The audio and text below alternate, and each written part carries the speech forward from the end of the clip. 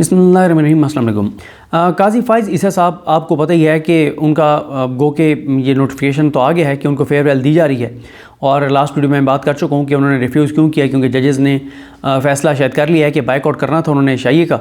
तो इसलिए काजी साहब ने कहा कि जी मैंने शाइए नहीं लेना, क्योंकि 20 लाख रुपए कौम के टैक्स के पैसों से खर्च होने हैं। वो तो उस पर मैं तफसील से बात कर चुका हूँ। लेकिन एक ऐसी वारदात जिस पे शायद मैं अपने दोस्तों के व्लॉग्स को ज़्यादा फॉलो नहीं कर सका, पता नहीं किसी ने इस मौजू पे बात की है या नहीं की, लेकिन जो रोस्टर आया है अगले हफ्ते का, मेरे लिए तो उसमें बड़ी ख़बरें हैं। देखें, जब हम ये कह रहे थे कि हुकूमत अगर ये इरादा रखती है कि वो आइनी तरमीम करना चाहती है और वो आइन पर वार करने जा रही है और वो अदलिया पर हमलावर होने जा रही है, तो दूसरी तरफ हमें ये उम्मीद थी कि जो 8 जजेस हैं वो जब भी ऐसा को हमला होने लगेगा तो ये 8 जजेस अदालत लगाएंगे और दोबारा 1997 वाली सूरत हाल होगी, जब 1997 में 2 सुप्रीम कोर्ट्स बन गई थी, 2 कॉज लिस्टें जारी हो रही थी और 10 जजेस ने बैठ के अपने चीफ जस्टिस को घर भेज दिया था। तो इसके काफ़ी इम्कानात थे कि दोबारा जजेस बैठेंगे और बैठ के और काजी फ़ाइज़ ईसा को 25 से पहले ही घर भेज देंगे कि जिस तरह से काजी फ़ाइज़ साहब सहूलतकारी कर रहे हैं इस निज़ाम के साथ, निज़ाम की। लेकिन हैरानकुन तौर पर काजी फ़ाइज़ ईसा साहब ने 17 और 18 तारीख के लिए, जो कमिंग वीक है उसमें 17 और 18 2 वर्किंग डेज़ हैं इस्लामाबाद में।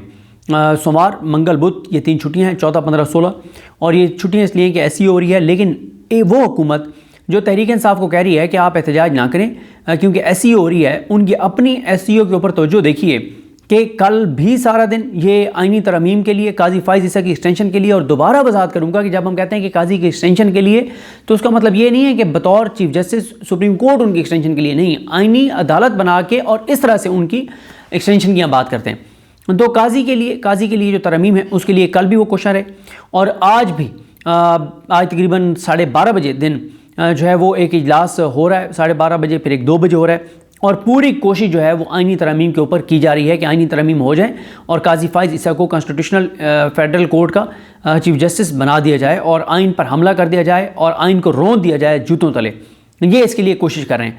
अब वो जो एक हम होप लगा बैठे थे कि जैसे ये पाकिस्तान के आइन पर हमलावर होने लगेंगे और पाकिस्तान की बका और सलामती को ख़तरे में डालने लगेंगे तो साथ ही 8 जजेस बैठ जाएंगे और उनकी तादाद 10 भी हो सकती है। तो वो बैठ के और काजी फ़ाइज़ ईसा को काम से रोक देंगे और इस आइनी तरमीम का रास्ता भी रोक देंगे। लेकिन और यहाँ पर यह भी बता दूँ कि हमारे दोस्त उस्मान गुजर ने एक सवाल किया था बैरिस्टर अली ज़फ़र साहब से और उन्होंने कहा था कि बिल्कुल ये मिसाल मौजूद है कि जजेस ने बैठ के अपनी चीफ जस्टिस को घर भेज दिया था, ये मिसाल माजी में मौजूद है। लेकिन अब ये हुआ है कि काजी फ़ाइज़ ईसा और जस्टिस अमीनुद्दीन ख़ान, ये आपको पता ही है कि 2 रुकनी कमेटी है जो जजेस जो बेंच तश्कील देती है।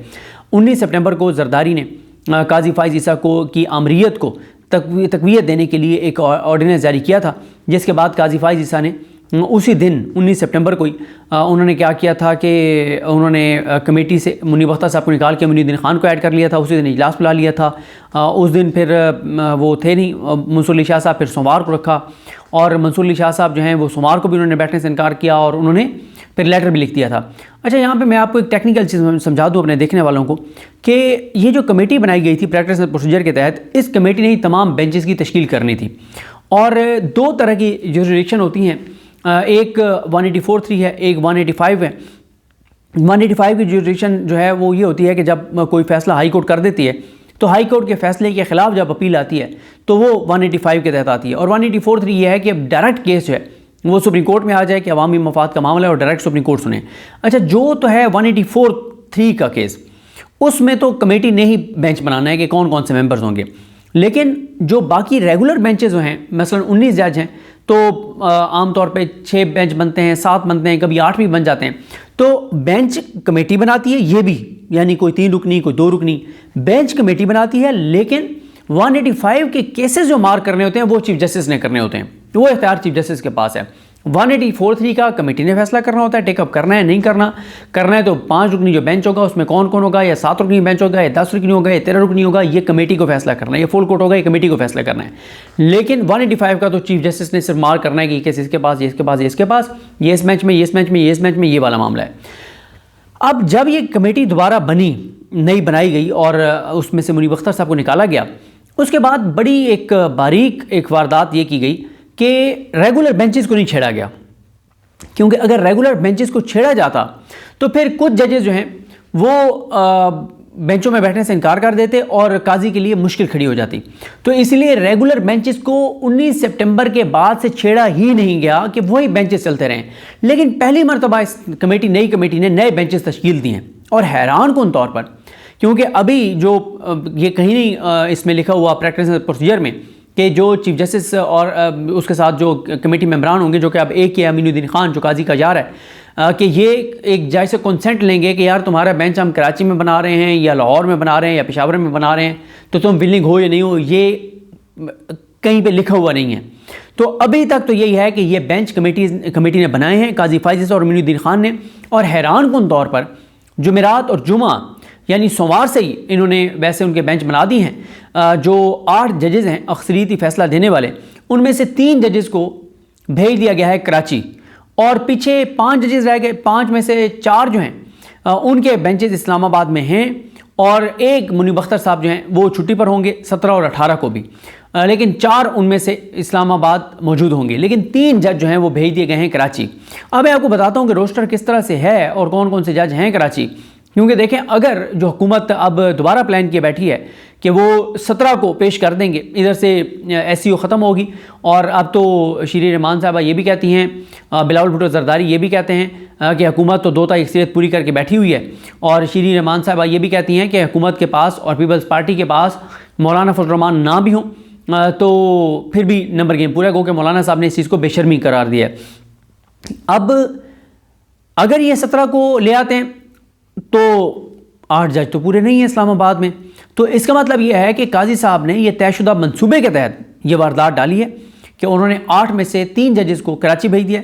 अब दोबारा ये कहूँगा कि अब क्योंकि इसमें रोस्टर में मेंशन नहीं है, ना ही कमेटी के कई रूल्स में ये है या कानून में ये है, एक्ट में ये है कि जजेस से कंसेंट ली जाएगी कि आप फलां शहर में जाना चाहते हैं या नहीं जाना चाहते। यहाँ पे एक और चीज़ भी बता दूँ, जब ये प्रैक्टिस एंड प्रोसीजर आया था तो उस वक्त उमरता बंदियाल साहब के बाद जो सीनियर अटॉर्नी जनरल थे वो काजी फाइज ईसा थे, और उनके बाद जस्टिस सरदार तारिक मसूद थे।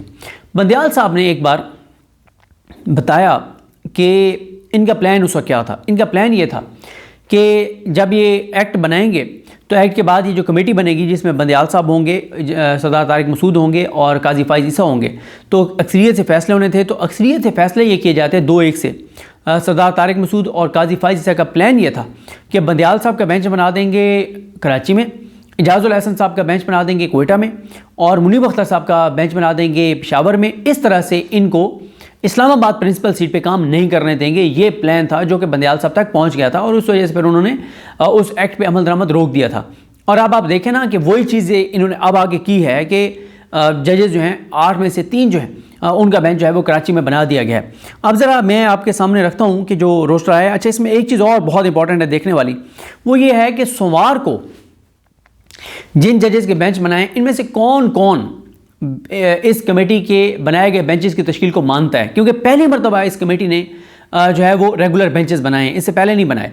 और जब मंसूर अली शाह साहब और मुनीब अख्तर साहब इस कमेटी को नहीं मान रहे, तो फिर इस कमेटी के बनाए हुए बेंचेस में क्या उन 8 में से जजेस बैठेंगे या नहीं बैठेंगे, ये बड़ा सवाल है।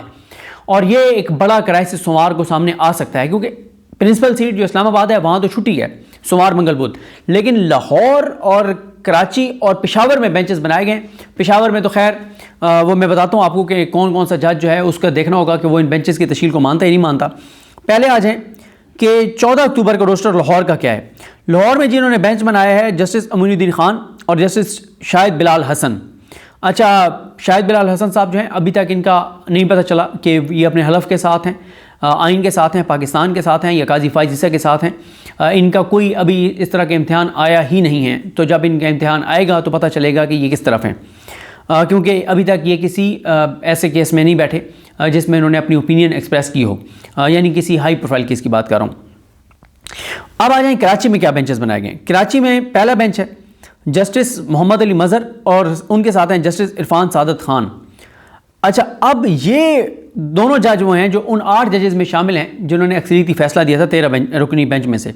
दूसरा बेंच कराची में जस्टिस सैयद हसन अज़हर रिजवी और उनके साथ हैं जस्टिस अकील अहमद अब्बासी। हसन अज़हर रिजवी साहब तीसरे जज हैं उन 8 जजेस में से, और जस्टिस अकील अब्बासी साहब जो हैं ये भी काजी के साथ नहीं हैं, इनका आपने देख लिया था कि उनका डाइसेंट देख लिया था, 2-1 से फैसला आया था रीकाउंट वाले केस का, उसमें इन्होंने डाइसेंट किया था। अच्छा, अब आ जाएँ उसके बाद जो बेंचेज़ हैं। अच्छा, 15 और 16 को कौन कौन से बेंचेज़ हैं? पेशावर में हैं जनाब याहिया अफरीदी साहब और मुसर्रत हिलाली साहब। याहिया अफरीदी साहब से कोई आप उम्मीद ना रखें कि वो कोई बड़ी कोई चीज़ करेंगे। वो हर अहम केस में उन्होंने कोई दरमियान में से ही दरमियानी रास्ता निकाला और पतली गली से निकल गए। और मुसर्रत हिलाली साहबा तो 100% काजी फाइज ईसा के साथ हैं। उसके बाद लाहौर के बेंच जो है वो है अमीरुद्दीन खान साहब, शाहिद बिलाल हसन साहब का। ये 15 और 16 दोनों दिन की बात हो रही है। कराची में वही बेंचेस हैं जो आपको बता चुका हूँ। असल आ जाएँ अब 2 दिन 17 और 18, ये हैं वो 2 दिन जिसमें हुकूमत प्लान किए बैठी है कि वो आईनी तरमीम पेश करेगी। 17 और 18 को जनाब कौन कौन है? काजी साहब ने अपने नग पूरे कर लिए हैं इस्लामाबाद में, अपने नग उन्होंने पूरे कर लिए हैं, अपने बंदे उन्होंने पूरे कर लिए हैं। 17 और 18 को जनाब आप देखें कि काजी फाइज, पहला बेंच है काजी फाइज ईसा, जस्टिस नईम अख्तर अफगान और शाहिद बिलाल हसन साहब, ये है बेंच 1। बेंच 2 है 17 को और 18 दोनों दिन सैयद मंसूर अली शाह, जस्टिस आयशा मलिक और जस्टिस अत्तर मिनल्ला साहब। ये वो 3 जज हैं जिन्होंने जो अपने हलफ के साथ खड़े हैं, जो आइन के साथ खड़े हैं, जो पाकिस्तान के साथ खड़े हैं। बेंच 3 है जनाब जस्टिस अमीनुद्दीन खान और जस्टिस शाहिद वहीद। अच्छा, इसमें चौथे जो दूसरे जज हैं शाहिद वहीद साहब, ये भी आइन के साथ खड़े हैं और अपने हलफ के साथ खड़े हैं। और अमीनुद्दीन खान साहब कहाँ खड़े हैं वो मुझे बताने की ज़रूरत नहीं है। चौथा बेंच जो है इसमें है जस्टिस जमाल खान मंदोखेल साहब और जस्टिस मलिक शहजाद अहमद खान साहब। इनमें भी जस्टिस मलिक शहजाद अहमद खान साहब आइन के साथ खड़े हैं, पाकिस्तान के साथ खड़े हैं और अपने हलफ के साथ खड़े हैं। और मंदोखेल साहब कहाँ खड़े हैं वो आप सब जानते हैं। अब सरदार तारिक मसूद जो है वो चैम्बर बार करेंगे। पेशावर में वही बेंच है। कराची में 17 और 18 को वही बेंचेस हैं। यानी 17 और 18 को 3 जज जो हैं 8 में से वो हैं कराची, मुनीब अख्तर साहब छुट्टी पर हैं और जस्टिस मज़हर आलम मियां खेल वो भी छुट्टी पर हैं 17 और 18 को। अब आ जाए इस बात के ऊपर कि काजी साहब ने अपने नग पूरे कर लिए हैं जो उनके साथ खड़े हैं। काजी फाइज ईसा खुद, नईम अख्तर अफगान, अमीनुद्दीन खान, जमाल खान मंदोखेल, ये उन्होंने अपने जज जो हैं वो पूरे कर लिए हैं। और इनमें से जो है ये जज अब काजी साहब ने अपने जज यहाँ पे रखे हुए हैं पूरे।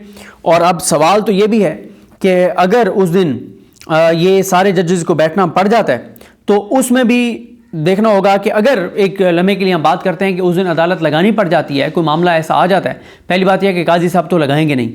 और अगर जो जजेस अपने आइन के साथ खड़े हैं, पाकिस्तान के आइन के साथ और हलफ के साथ खड़े हैं, तो उनकी जो कन्फर्म जो पता है कि वो उस दिन अदालत लगा सकते हैं वो हैं जनाब 3 ये, यानी मंसूर अली शाह साहब, आयशा मलिक साहबा, अतर मिनल्ला साहब, शाहिद वहीद साहब और किसी हद तक मलिक शहजाद साहब भी इनके साथ बैठ सकते हैं। तो ये 5 जज।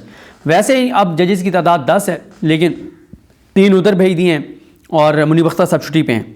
और काजी साहब ने अपने जज कितने पूरे रखे हुए हैं? काजी फाइज साहब, नईम अख्तर अफगान भी इधर और अमीनुद्दीन जमाल खान मंदोखेल, ये जज जो हैं। और ज़ाहिर है ये सरदार तारिक मसूद चैम्बर बार कर रहे हैं तो इनको भी बिठाया जा सकता है और ये सारी सूरत हाल है।